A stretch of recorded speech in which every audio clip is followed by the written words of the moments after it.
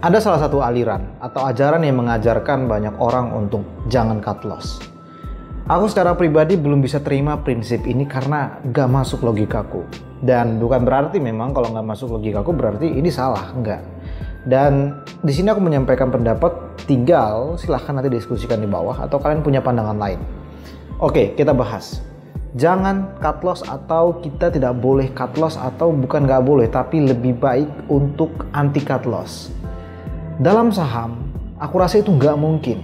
Kita nggak mungkin menerapkan prinsip kita tidak cut loss. Bahkan dalam investasi pun juga ada cut loss. Kalau aku boleh sharing, kalau dalam investasi aku menerapkan cut loss itu ketika di awal-awal. Ketika aku mulai yakin sama perusahaan, katakanlah emiten X, kemudian aku berinvestasi di sana. Seminggu, 2 minggu masih berjalan bagus. Ya naik turun minus mungkin, kemudian positif atau floating profit, tapi nggak begitu drastis. Tapi berjalan sebulan tiba-tiba minus sedalam sampai minus 10%, minus 15%. Di situ aku mulai kaji lagi emitennya dan ketika aku merasa itu memang nggak tepat, harganya kemahalan, ya aku cut loss gitu. Ya cut loss. Kalau nggak cut loss kita bakal dibawa terus jatuh. Itu kalau dalam investasi, apalagi dalam trading.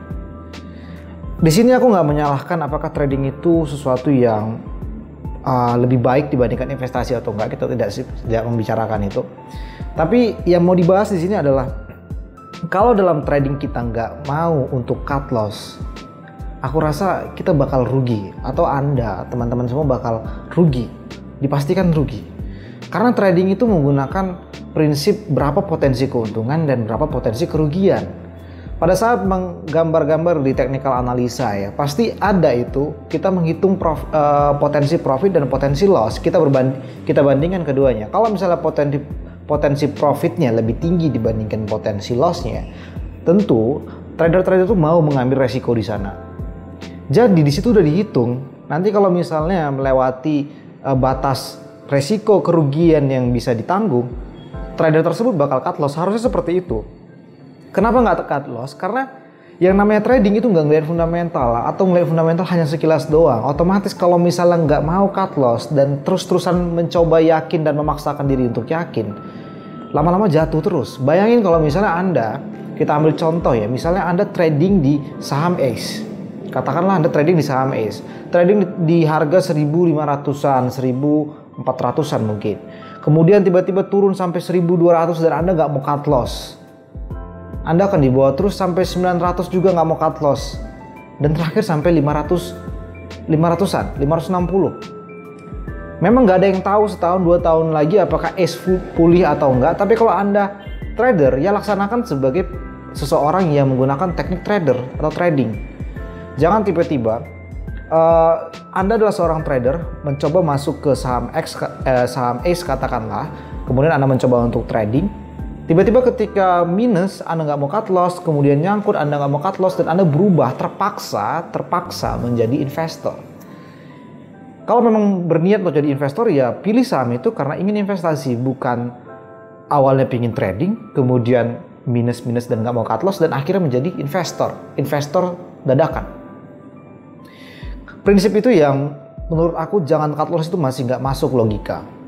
Karena pergerakan saham dalam trading itu sangat naik turun, bahkan cenderung abstrak. Berapa banyak saham-saham yang digambar menggunakan support dan resisten harusnya bisa tertahan dengan double bottom segala macam harusnya bisa tertahan, tapi jebol juga. Berapa banyak gap antara candlestick yang dalam teorinya harusnya ditutupi dari chart berikutnya, tapi nggak ditutupi juga sampai sekarang. Berapa banyak seperti itu.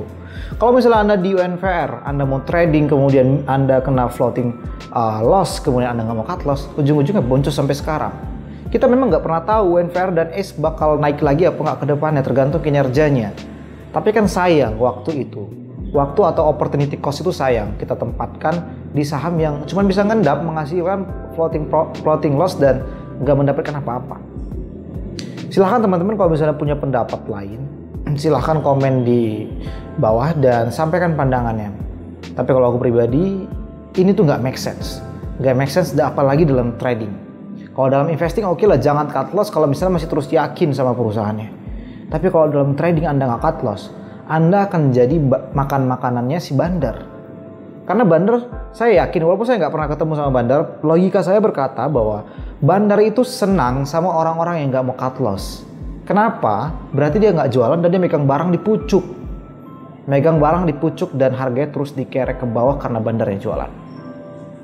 Silahkan berpikir, itu aja. Semoga bermanfaat. As always, semangat terus buat kalian.